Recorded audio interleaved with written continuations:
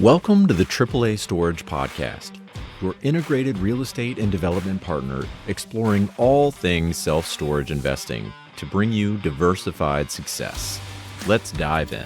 Hello, and welcome back to another episode of the AAA Storage Podcast. Today, we have a great guest. I'm really excited for you two to speak. So we have Paul Bennett. Paul, you've been here for a couple of episodes now. Thank you for your expertise. Thank you for joining again.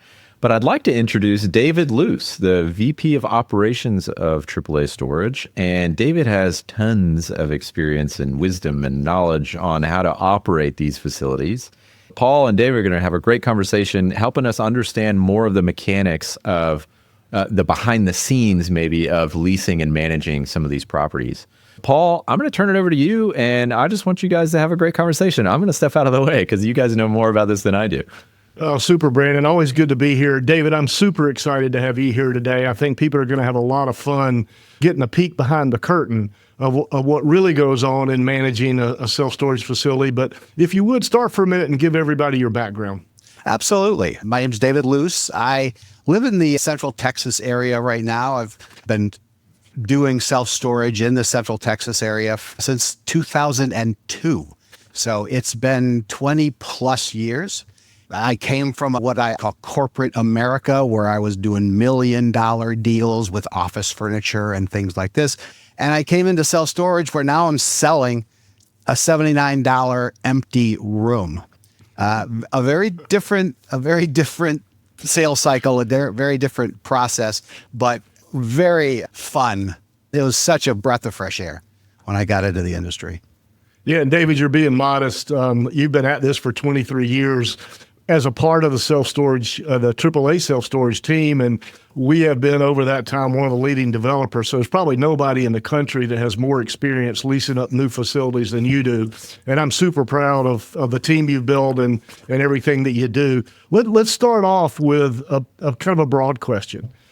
We talked in our last episode a little bit about the institutionalization and professionalization of the self-storage industry and how that's evolved over the last 5 or 10 years. How has the management of self-storage facilities changed over that same 10-year period?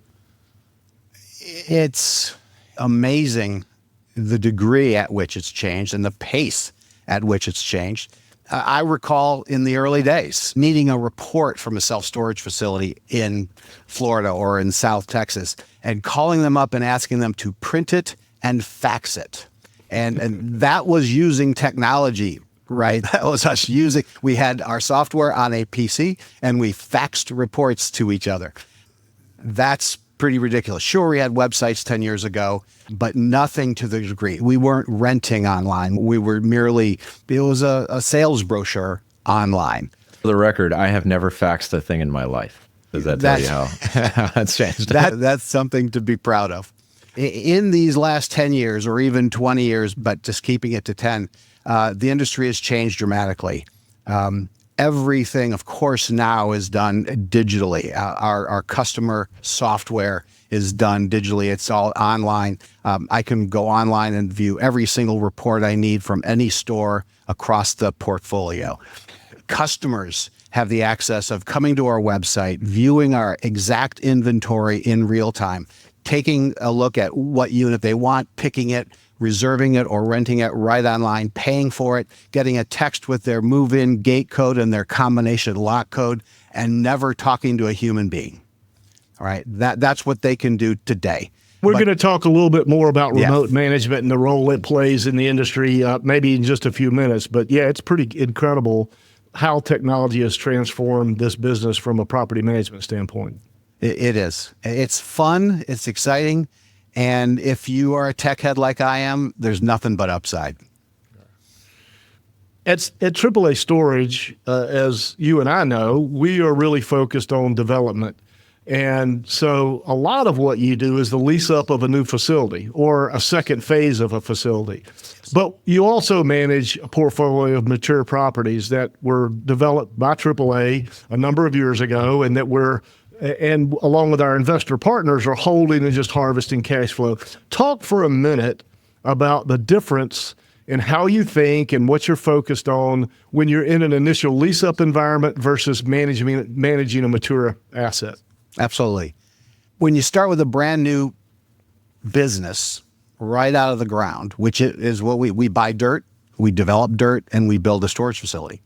And when you start the process of having an empty storage unit, it's daunting.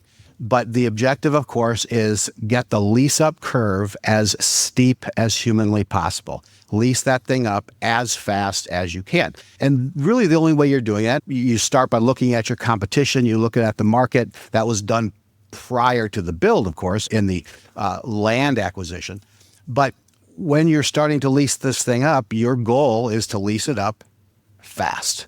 And so that's going to mean discounts. It's going to mean promotions. It's going to mean, tricks of the trade to get customers in the door. You want to be willing to spend a little bit more upfront in your first 3 to 12 months of operation in terms of marketing, in terms of advertising, in terms of promotion to get that storage facility leased up as quickly as possible. A very different picture than if you have a storage facility that's 80% occupied, 85% occupied, 90% occupied. That's a different picture. With a facility at that level of occupancy, you are much less willing, frankly, to give deep discounts. And you don't need to give the deep discounts. At that point, it's customer retention, it's customer service. Don't get me wrong, customer service is always vitally important in any business and specifically in any self-storage business. But customer retention is the goal with a heavily leased up facility. And you can, frankly, be a little more aggressive in your ongoing rate increases in the event that you choose to increase the current tenant's rate. The interesting thing about having a facility that is leased up at the 85 or 90 or 95% level is that you actually have the luxury of raising tenants' rates a little bit, maybe a few percentage points a year or whatever your strategy is. And you're actually kind of hoping for a few move-outs. And that's an odd thing to think about. But when you're so fully leased up, you can bump out a few of those customers that came in at a really low rate. And if they aren't willing to pay the little bit of higher rate, they might move out. And that's okay, because now you have product on the ground to rent to a new tenant at the full street rate that you're asking. So it's a very different animal. Yeah, it sounds like, David, that it's sort of like a seesaw. In the early days of a brand new facility, you're really focused on marketing and lease up to get that velocity, to get revenue generated, to ultimately cover cost and debt service. And then as that facility matures, the seesaw kind of swings the other way. And with a mature asset, you're still marketing, you're still advertising, but it's not as a significant portion of the focus. It really is about customer retention, managing rates in a way that's fair to customers, but also stays marked to the market. So we're getting a fair value for the space that we're leasing. And so it sounds like, in my mind, a little bit like a seesaw. It sort of changes as the seasons go, if you will, but still involves the same kinds of activities in different proportions on either side. How early do you start marketing a self-storage facility that's coming out of the ground? At what point in the development process do you start cranking up the Google AdWords and SEO work and all the other wizardry that you do? The answer is as early as possible. But in the real world, sometimes that might be 3 months in advance of the projected opening. It might be 6 months in advance of the projected opening. If you're starting with a brand new business, an actual business entity, because you're starting with dirt and you're building up, you have kind of a clean palette from which to work. But you need to start to build that entity, the name of that entity, its name, address, and phone number, right? That this is a very important thing in the world of Google search results. The name, address, phone, right? NAP, the name, address, phone. You want to have the consistent name, address, phone on your own website for that store, perhaps with a coming soon banner, right? So that you have a landing page that Google starts to recognize. But you also want to take that name, address, phone and blasted out across the internet in what we call citation directories. All these business directories that are all out there, there's 50, 60, 70, there's hundreds of them. And there are tools that allow you to start to get your name, address, and phone blasted out to all of these search directories. This is all a very important way to establish on the internet and sort of in Google's eyes that you are a real business, you're really, that has serious intention, and that you're just not a fly-by-night organization. So you're starting to build credibility with the Google search algorithm. So the sooner you can start that process, the better. Yeah. Good. I think a lot of people don't understand the dynamics of lease-up and storage. Most people that develop office or retail types or multifamily will often have a majority of the project, or a good piece of it anyway, pre-leased before they ever get a certificate of occupancy. That's obviously not the game in self-storage. You start with an empty facility on day one. And I also think people don't understand the other part of that, which is in self-storage, particularly in the development of self-storage. The lease-up period is longer. We tend to build in 2 phases, and there are reasons why we do that, a variety of reasons. But talk for just a second about what you expect and what the pro formas generally reflect in terms of how long it takes to lease up phase 1 and then phase 2 of a brand new self-storage facility. You don't lease any faster because you've got 80,000 square feet sitting on the ground than you do if you have 40,000 square feet sitting on the ground. And so economically, it makes sense not to pay the interest cost on that other 40,000 square feet until you've gotten to the point where you're actually ready to start leasing it. So that's a great place to go real quickly if you want to then go back to the time frame. So when we start with the owner originally started by building in phases, right? You start with perhaps 30 to 35,000 square feet of net rentable space.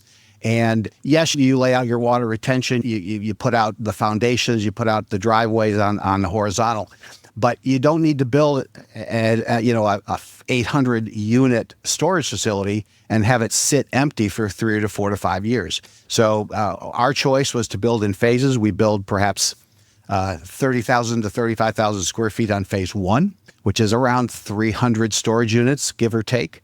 Now, what is that time? We usually expect to get that first phase leased up to 65 to 70% in the first year and a half. Markets differ. We've had it happen sooner than that. We've had it take longer than that. But typically, between 12 and 18 months to get that first phase ready so that we can prepare to build phase 2. Yeah, that's really good information for people to understand, particularly if they're looking at investing in self-storage and in development of self-storage, that the lease-up curve is a little bit longer than other property types. I tell people from an expectation standpoint in our current growth fund, where the objective is to sell a property once it reaches stabilization of both phases, that it's 6 months to build phase 1, 12 to 18 months to get it stabilized, 4 months to build phase 2, and then another 12 to 18 months to get the entire facility to a stabilized lease occupancy of around 80 or 85%. And if you add all that together, it's about 4.5 to 5.5 years, depending on the market. So we would anticipate, David, your team would anticipate, once you're handed an asset, about 4.5 years from that point, maybe 5+ years, but somewhere in that range, to get it to the point where we're ready to take it to market and sell it. Exactly right. Yeah. You mentioned Google searches. I think it would be really fun to talk a minute about how important is Google and what other factors really impact the success of a new facility, in particular, where you're in that raw lease up, starting with no tenants and trying to build that occupancy. It's a daunting task. And as everyone would expect, Google is the online tool that you need to master. And you wonder, how can you master Google? And the answer is, quite frankly, yes, there are ways to do that. So I'll talk about that first, but I don't want to skip the fact that self-storage is a brick and mortar business. It is not like these e-com stores. It's not Amazon. It's not where everything is digital. In the self-storage world, you really have a large digital marketing, digital advertising to get good at, But you also have a brick and mortar facility that has cars driving by it every single day. It has people coming and visiting their storage unit every single day. It's not just digital marketing and digital advertising that will get that storage facility leased up. That said, when you do focus on digital marketing and digital advertising, of course, Google is the 300-pound giant in the room, always has been. And so you're going to, I mentioned getting your website ready so that Google recognizes it as a valid landing page. That can take some time. That can take 3 to 4 months for your landing page for a specific city or town to be recognized by Google as a search result that is worthy of them putting it on their search results page.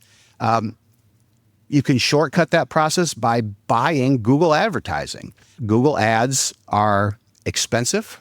Google ads can absolutely drive traffic to your landing page for your brand new storage facility, but your marketing budget can get sucked up pretty quickly if you aren't careful. But Google has other tools and other ways that help support a small business, specifically in our case, a brand new self-storage business. This concept of the Google Maps profile. Everyone has seen that. You go onto Google and you search for a facility, and this profile of a business pops up. Well, Google offers that to us businesses, us small businesses, for free.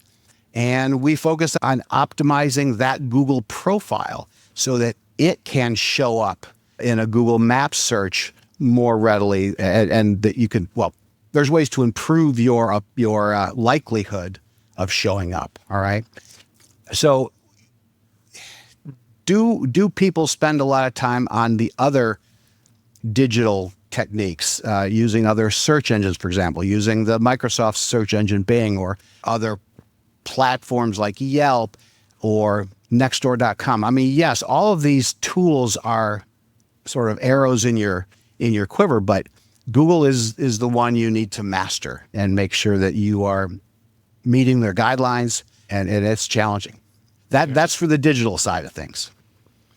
Yeah, and talk for a minute on the other side of it, because I learned this from you, that roughly half of the tenants in any self-storage facility are in that facility because they drive by it at least once a week. What are the types of things you do on the non-digital side to really make sure that a facility is visible in a community and attracting, new tenants? In our business, in AAA Storage, I call that grassroots marketing. But the answer to the question specifically is we make sure our facility looks open. I mean, when you're building something and it's in a construction phase, people drive by it every day, but they know it's under construction, right? Because there's the machinery and it's filthy and there's weeds and all that. But the minute you open the doors, you clean everything up. You put luxurious grass in front. You have the curb appeal that you would expect of a high-end, brand new storage facility that's now open for business. So the one answer to your question is curb appeal. It has to have the bright, brilliant pole sign that demands customers' attention or passers-by attention. It has to have a clean driveway. It has to have flowers and bushes and rich green grass, if that's possible in Central Texas in the summertime. It has to look like it's ready to do business, because yes, I would even say more than 50% of the business that we get is due to simple drive-by traffic. And drive-by traffic is a very important part, and we want to make sure we're capturing that. Yeah, and I know you use a lot of signage on the site, particularly early on, opening or grand opening signage, and a lot of things to make the site really visible to help that traffic. It's the reason why in our due diligence process, when we're looking at land for future development, we look at traffic counts. How many cars per day pass in front of that facility? For example, Highway 41, which is a project in the current Growth Fund 1 located in Palmetto, Florida. Highway 41 is a major north-south thoroughfare, and our property sits at the intersection of 85th Street and Highway 41. And per the Florida DOT, there's 19,500 cars a day that pass by that facility. And that's critical to the long-term success of that facility. And 19K is the sweet spot. If we can be anywhere from 16,000 to 25,000, that will be a major factor towards the success of a facility. Yeah. Super. I'm kind of jumping around here, but we've talked about technology. And we talked about how the websites used to be simply billboards, and now you can really run the whole business through the online presence. We talked about digital marketing. Talk for just a minute about the whole move to remote management and what that's doing in the industry and what that looks like for consumers, and also your philosophy and therefore AAA's philosophy about remote management and how we manage our facilities. Paul, it's interesting because I've been in the industry a little while. In the old days, we would go to the trade show. There is a specific trade show, as there is in every industry. Back in the early aughts, in 2008, 2009, there was always something new at the trade show, and the new thing lasts 3 or 4 years. And back in 2008 or 9, it was climate control storage. Oh my goodness. This idea of putting air conditioners in your storage, that was the new thing, right? And then you moved through, that was popular for 3 or 4 or 5 or 10 years, and now, of course, it's normal. The next new thing might have been kiosks, these screens that sit at your door, outside of your door, so people can punch their button and move in from a kiosk, not from their phones, but from this computer.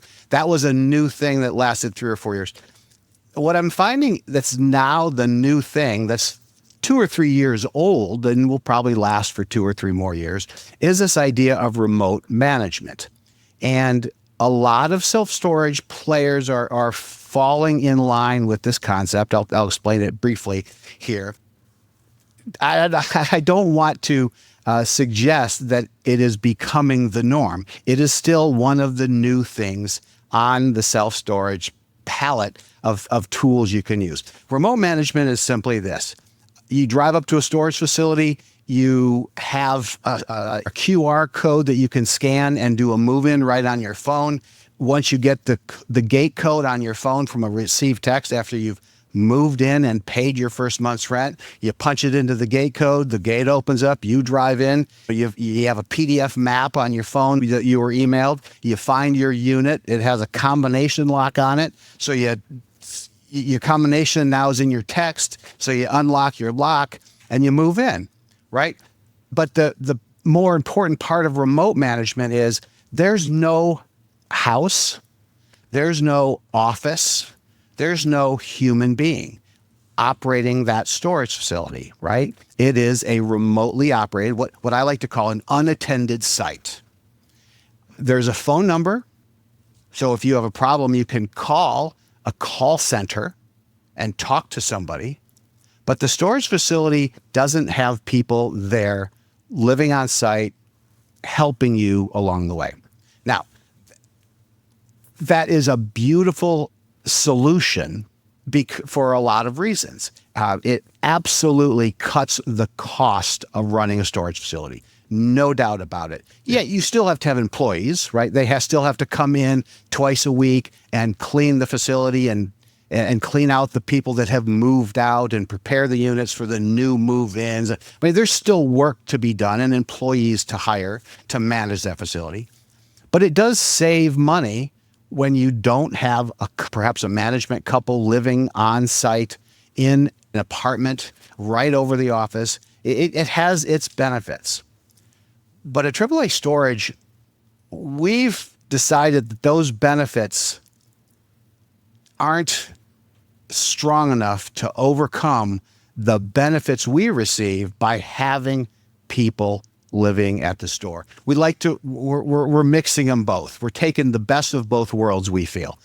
Yes, we allow a tenant to move in without ever having to speak to a soul, right? And I will tell you that people in the age demographic of 20s and 30s, I've found, I mean, that's an age demographic where that's what they want. That's what they look for and strive for. But we also have an age demographic, my age, a little younger than me, a little older than me, that they want to talk to somebody.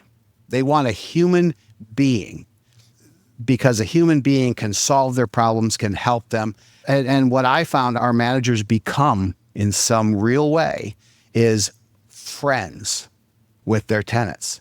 Their tenants will come in and just talk with them. They'll talk their ear off for hours. Now, that's not always a good thing, but it definitely goes to show that there are people that want human interaction, at least at a storage facility. And think about what you're storing at a storage facility. You are storing some of your most precious items, your most valuable, maybe not monetarily valuable, but emotionally valuable things. Yep. And you want to leave those things in a storage room where no one's around to keep an eye? I mean, sure, there's lots of cameras, right? You got lots of cameras, but there's no people. We have cameras in all our facilities. I know you've been through multiple iterations of that technology for our sites, but Absolutely. There's nothing like having a real person who lives on site. We're sort of old school in how we think about managing our sites. We combine the technology, but we also have live-in managers or live-on-site managers in all our facilities. And if you look at our name, it harkens back to the days of the Yellow Pages, right? It sure does. AAA Storage was not some great marketing strategy or idea. It literally was to try to get at the top of the listings in the Yellow Pages. And so we have this interesting combination of things at AAA Storage, which is, one hand in the future and one hand in a very solid past. And I think that's really cool the way you approach that. We're going to run out of time here in a minute. I've got two last things, one serious and one just maybe a little bit of fun as we wrap up. But most of our audience for this podcast are investors, and they're here to learn not only to better understand self-storage as an asset class and a possible investment, but also to maybe learn a little bit about how to do due diligence. So if an investor is considering investing with a sponsor in a self-storage investment, be it a multi-property fund or a single property, what should they want to know about the sponsor's property management capability, history, philosophy, strategy? What are the things, if you were making an investment, David, you would want to know, not just about their ability to build it or buy it, but their ability to manage it down the road? It's a big question because there's a lot of directions one could go with that answer. But the things that I would probably look at 3 or 4 things, right? I would try and find out how the sponsor is attracting new customers, right? Because especially in that first year and a half, everything you do is about customer acquisition.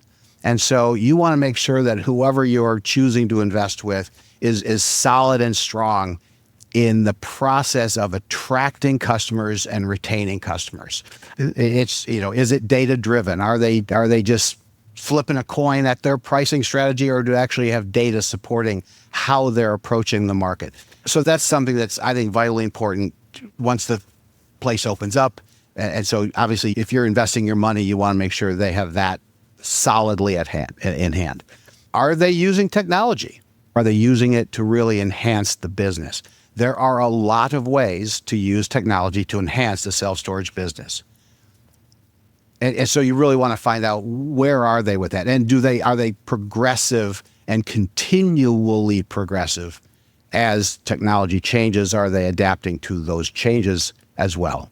Right. Yeah. Today we have AI, everything, right? We're inundated with every email subject line you have is some AI thing that you pay to make you want to open the email. But there are ways to use AI in self-storage. Is your sponsor really progressive with how technology is changing? Does your facility, do the facilities that you're looking to invest in, are they focused on ongoing maintenance and upkeep? I mean, is it keeping your asset maintained, looking fresh and being a solid performer? Because these stores can be, you can go to storage facilities that are 30 years old, right? We've built storage facilities in the 90s, and those storage facilities still exist. But if you drive to that facility and it looks old and archaic and gross, you want to make sure that the person you're investing with looks to keep their facility up with the current trends and keep it maintained. You call that beautification. Self-storage facilities don't generally require a lot of ongoing CapEx. They're not intensive in terms of the need to reinvest capital on a continuous basis. But you have to keep them looking nice, right? Yeah, because it's curb appeal, nice, like you said at the very beginning of the podcast. Yeah, absolutely. And then really maybe the fourth thing is how is that the company you're investing with working on the market fluctuations? This business is in flux all the time. You look at the COVID years, and for some reason, our industry in self-storage exploded. Now, I have my personal reasons. I've read pundits and their reasons why self-storage exploded during the years of COVID, but it did. And now we're starting to see movement. But the market fluctuates in this business. The one thing you really want to know that the self-storage industry and the residential moving industry follow each other very closely. Whether we're following them or they're following us, I think we're following the residential moving industry. But as you know, so that's the one driver that drives everything in my mind in self-storage is moving. If people are moving, they need self-storage. And so for that reason, this industry fluctuates just as residential moving fluctuates. So you want to make sure that whoever you're investing with understands that and is attentive to that and is making the changes necessary to accommodate that. It kind of goes back to your comment a minute ago on pricing strategy, David, because I think the one dynamic we see in the market, by the way, I have my own pretty logical philosophy of why things exploded during COVID. Everybody was turning bedrooms into offices, and they had to have somewhere to put the furniture. And if they weren't doing that, they were boarding at home, so they were cleaning out their garage and their attic. Occupancy has settled back down into the 91, 92% range on a national average basis. It's become a popular product to develop, although that's slowing down with the current interest rate environment. And so what's happened is to maintain occupancy, the big players, the REITs and the big private equity groups are really driving pricing down in some markets. Into the toilet, by the way. Sorry. In some markets, if you don't have the data and the capability to track those evolutions in pricing, you'll be sitting there trying to rent a 10 by 10 unit for $110, and your competitor 3 miles down the street's advertising that same unit for $50. Obviously, it's a price-sensitive product. If you're not on top of the market and the pricing that's happening in the hyper-local market that you're operating, you can get behind in a hurry. So that's a great point. As we wrap up, I'm going to have a little bit of fun. Right. Most people wouldn't think about this, but I know from obviously being around the industry that there are sometimes some very humorous stories about things that happen in a self-storage facility. Do you have a fun story about something that was discovered or something that happened in one of our self-storage facilities? I do. I mean, I have thousands, but I do have the one. I have the favorite, and I'll try and make it quick. It was in Illinois. It was about 2012. And my managers up there are awesome managers. They had a customer come in with a 1959 Cadillac Eldorado. Tail fins, the chrome, right? The chrome accents. It was a beautiful beast. And he was looking to rent the thing. So, you know, of course, it's a big car. So we needed to get a 10 by 25 for this thing to fit. So my manager said, all right, here's the unit. And we backed the guy backed the car in to make sure that it fit. And it did. And that was all great. So he comes to rent the unit and he says, I'm going to rent this thing for 6 years. Well, that's fine. It's a month-to-month contract. No, I'm going to prepay for 6 years. Okay, my manager's getting a little excited, right? Okay, so it had back then it was about $150. So this guy pulls out nearly $11,000 in cash to prepay for 6 years of self-storage. And my manager calls me and after he leaves and should I have done this? Is this okay? $11,000, that's a lot of money. So he took the $11,000 in cash and the guy backed it in and left. And my manager happily got in the car immediately and drove to the bank and deposited $11,000 in cash. So 2 days later, 2 police vans pull into our parking lot. So my manager's thinking, oh, what's going on here? So the sergeant gets out of the one van, comes in, and he starts asking questions. Hey, do you know of a guy and a car? And my manager was smart. He knew that he's not allowed to provide confidential information without a subpoena. Or a warrant, yeah. Well, a subpoena for the information, but he said, no, I don't have that right now. I can get that. But he said, can I search the property? And, well, you need a search warrant, right, to search. So you one or the other, signed by a judge, bring it on. No, we don't. My manager was attentive. He looked across. He said the second van was a canine unit. And he asked the guy, now, do you have the dogs in the unit? He goes, oh, yeah, we got the dogs. You got what? We got 3 dogs. I'll tell you what, he calls me up. I said, yeah, well, I love when police, when they walk through our unit, I like to show security that to me. So I said, yeah, have them set the dogs free. Let them, so they set the dogs to run it. I said, does this mean if the dogs get a hit, will this be probable cause? And he says, the sergeant says, well, it probably will be. If not, it'll allow me at least to get the warrant, right? The search warrant that the dogs make a hit. So he lets the dogs free. They start running. It takes about 20 minutes later. It's a big unit. There's like 800 units, right? It's a big facility. So the dogs are running. They're running all around. And all of a sudden, about 20 minutes later, they all zoom in onto one unit. Guess which unit? Of course, it's the guy that just backed in the caddy, right? So they start barking and jumping and they do what they do. These dogs are amazing. I wasn't there. My manager was kind of taking some pictures and he sent them to me. But so the second van comes up and out comes 3 guys with equipment and they, cut the lock and they roll up the door and, it's a 59 Cadillac. He pops it in neutral and they push the thing out. It's not a big problem. And they started attacking, and the dogs were going crazy. So they started taking their tools and pulling this car apart. And they were popping out the upholstery. They were taking out the side panels. And they found, after about 45 minutes, 15 to 16 kilo bricks of cocaine inside this car. I mean, this was, and so what we discovered was, of course, this guy was going to prison for 5 years. So he prepaid for 6 years of storage. Prepaid for 6 years of storage with hopes of coming out with a little car and some drugs. So, yeah, that was a fun story. And that was a true story. You hear about a lot of, but that was a true story. Yeah, anytime you deal with the public, it can get interesting. That's a great story, David. Boy. Yeah, I really appreciate you taking the time to join us today, taking time out of what I know is a busy Wednesday for you. Thanks so much for joining us. And Brandon, as always, thanks for having us. Thank you very much. I enjoyed this a lot. Thanks, Brandon. Thanks, guys. See you next time.